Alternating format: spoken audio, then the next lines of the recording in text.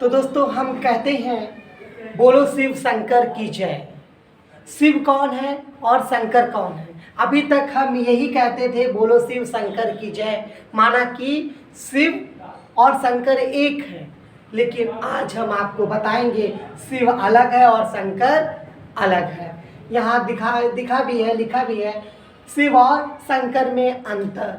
शिव कौन है, शंकर कौन है? ये बोतल रखी है। शंकर कौन है, शिव कौन है? शंकर कहाँ के रहने वाले हैं और शिव कहाँ के रहने वाले हैं? दोनों में महान अंतर है दोस्तों। तो जिनके बारे में हम पूजा करते हैं, अर्चना करते हैं, वंदन करते हैं, अभिनंदन करते हैं, उनके बारे में जानना जरूरी है। तो यहाँ पे दिखाया गया शिव। जो गोल चिन्ह मंदिर में जाते हैं तो गोल चिन्ह होता है, उसको बोलते हैं शिव। इसीलिए आपने देखा होगा जब हम मंदिर जाते हैं तो वहाँ क्या लिखा होता है? शिवालय लिखा होता है। क्या लिखा होता है? शिवालय। कभी आपने ये नहीं देखा होगा कि शंकरालय लिखा हो। भाई अगर शंकर जी का मंदिर है तो शंकरालय भी होना चाहिए, लेकिन हमेशा क्या लिखा पाएंगे आप? शिवालय। क्यों? क्योंकि शिव जी की वहाँ पे प्रतिमा होती है। तो ये दिखाया गया है शिव। शिव का अर्थ होता है कल्याणकारी। शिव माना कल्याणकारी, शंकर माना विनाशकारी। शंकर का जो अर्थ है वो क्या है? शंकर माना विनाशकारी।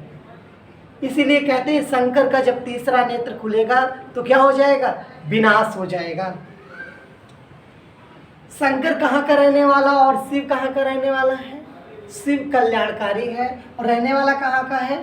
परम धाम निवासी, पार ब्रह्म परमेश्वर, तुम सबके स्वामी। तो कौन है स्वामी? परमपिता परमात्मा शिव, ज्योति बिंदु निराकार है दोस्तों। इसीलिए इसका शरीर नहीं है। छोटा सा शिवलिंग बना देते हैं, बीच में गोल काला चिन्ह रखा होता है, उसे शिव बाबा कहते हैं। प्यार से हम लोग क्या कहते हैं? शिव बाबा कहते हैं। शंकर कहाँ का रहने वाला है? सूक्ष्म वतन का रहने वाला है। ये परम धाम निवासी और ये सूक्ष्म वतन निवासी। सूक्ष्म वतन जहाँ पर आकारी देवताएं रहते हैं, ये निराकार परमात्मा है और ये आकारी देवता है ना अंतर? ये निराकार परमात्मा और ये आकारी देवता। ये रचयिता है और ये रचना है। परमात्मा आकर के सृष्टि पर क्या करता है? रचना करता है, रचता है। हम जैसे मनुष्यों की क्या किया उसने? रचना की। तो ये क्या है? शिव है कल्याणकारी, शंकर है विनाशकारी। शिव का नाम कभी चेंज नहीं होता है, सदा शिव, क्योंकि ये माँ के गर्भ से जन्म नहीं लेता है। शंकर पैदा होते हैं और विनाश भी होता है, सर्दी जुकाम भी होता है, लेकिन परमात्मा को कभी सर्दी जुकाम नहीं होता। वो माँ के गर्भ से जन्म नहीं लेता है, ये अजन्मा है। परमात्मा के लिए कहा गया अजन्मा है, अभोक्ता है, अभोगनीय है? और लेकिन ये शंकर तो खाते पीते हैं। ये परम धाम का रहने वाला है, जहाँ पर हम सब आत्माएं रहवासी हैं। हमारा मूल घर कहाँ का है? यहाँ पर तो हम टेम्परेरी अभी कुछ समय के लिए आए हैं, लेकिन वास्तव में कहाँ के रहने वाले हैं? परम धाम। सब लोग कहाँ कुछ इशारा करते हैं? जब कोई ख़त्म हो जाता है, डेड बॉडी हो जाती है हमारे घर में, तो क्या कहते हैं? क्या हुआ भैया? तो कहेंगे फलाने ऊपर चले गए। ऊपर कहाँ? यानी कि अपने मूल निवास, जहाँ हमारा मूल घर है, असली घर है, यानी परम धाम, ब्रह्मलोक, मुक्ति धाम, निवारण धाम, वहाँ का रहने वाला परम धाम। आपने देखा होगा दोनों में महान अंतर लगा। फिर क्या होता है? इनके ऊपर क्या चढ़ाते हैं? अक्क, धतूरा, बेल, पत्री, लेकिन ये तो कुछ खाते ही नहीं है। खाने वाला कौन है? शंकर। अक्क, धतूरा, बेल, पत्री, भगवान के ऊपर हम दुनिया की चीज़ें चढ़ाते हैं। आपके घर में मेहमान आए और आप उनको नाश्ते में धतूरा खिलाएं, खाना पसंद करेंगे? आप किसी के यहाँ जाएं, तोहफे में आप गुलाब की जगह अक्का फूल दें, लेना पसंद करेगा? नहीं ना। लेकिन हम क्या करते हैं? सब कुछ किस पे चढ़ा देते? भगवान पे चढ़ा देते। क्या भगवान को पसंद था?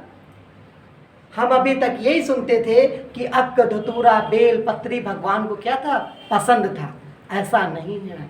भगवान को क्या पसंद है? भगवान कहता है कि तुम्हारे अंदर जो बुराइयां हैं, काम क्रोध लोभ मोह अहंकार, वो मेरे ऊपर चढ़ा दो। लेकिन हम क्या करते हैं? वो बुराइयों को नहीं चढ़ाते और ये सब चढ़ा देते हैं। भगवान को क्या प्रिय है?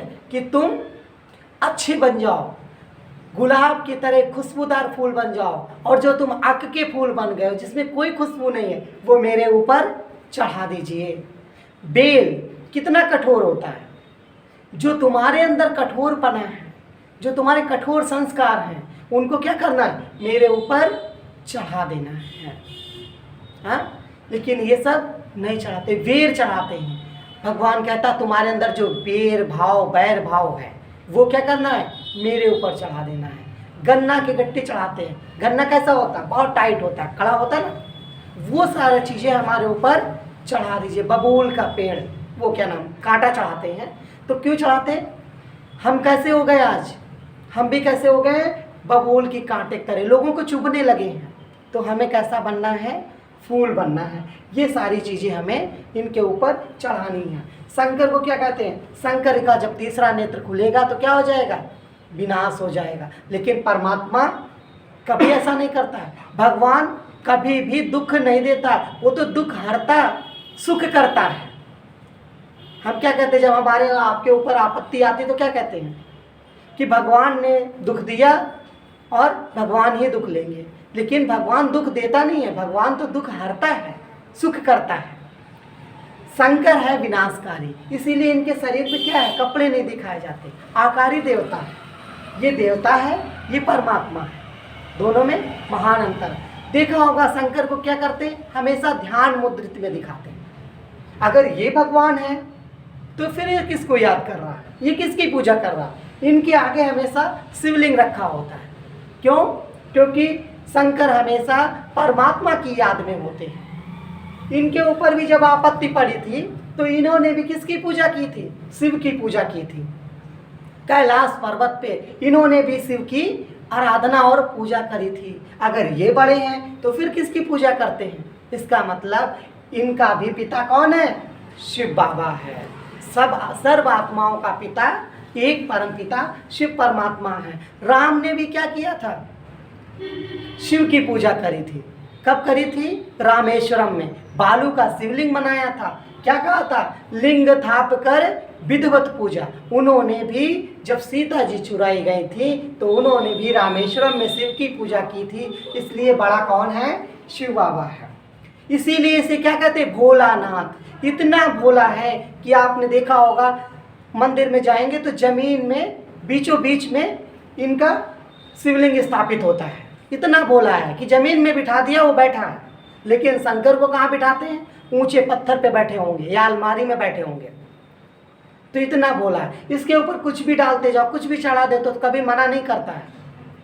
इतना भोला है, इसलिए इसे क्या कहते हैं? भोलानाथ। तो अब हम सच्ची सच्ची क्या मनाएंगे? सच्चा सावन मनाएंगे। तो पहले हम जानेंगे शिव कौन है, शंकर कौन है। यहाँ पे शंकर के सामने एक बैल दिखाते, शिव के सामने जहाँ पर शंकर जी होते हैं, शिवलिंग होती है, वहीं पे बैल होते हैं। बैल का क्या मतलब है? कहते हैं शंकर की सवारी, यानी कि शिव जी की सवारी बताते हैं। अगर शिव बाबा की सवारी है, क्या वो जानवर की सवारी लेगा? परमात्मा जब धरा पर आएगा और हमको ज्ञान देगा, हमको सिखाएगा, हमको पढ़ाएगा, हमको अपने जैसा बनाने आएगा, तो क्या वो बैल पे आएगा या बैल का आधार लेगा? मनुष्य को समझाने के लिए कैसा आधार चाहिए? मनुष्य जैसा आधार चाहिए। तभी जब से बाबा इस धरा पर अवतरित हुए तो उन्होंने किसका माध्यम लिया? ब्रह्मा का माध्यम लिया। और ब्रह्मा का माध्यम लेकर के अगर बैल के अंदर भगवान आएगा तो बोलेगा तो समझ पाएंगे? जानवरों की भाषा समझ पाएंगे हम? नहीं। तो ऐसा कुछ भी नहीं। नंदीगढ़ का मतलब है इन्होंने ब्रह्मा का आधार लिया, उसको नंदीगढ़ कहते हैं। ऐसे समय में परमात्मा कब आता है? जब चारों तरफ पापाचार, भ्रष्टाचार, जातीयवाद, घोर अंधियारा होता है। तब ऐसे समय में परमात्मा धरा पर आता है।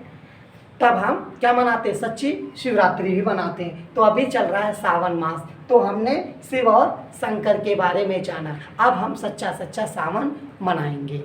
ओम शांति।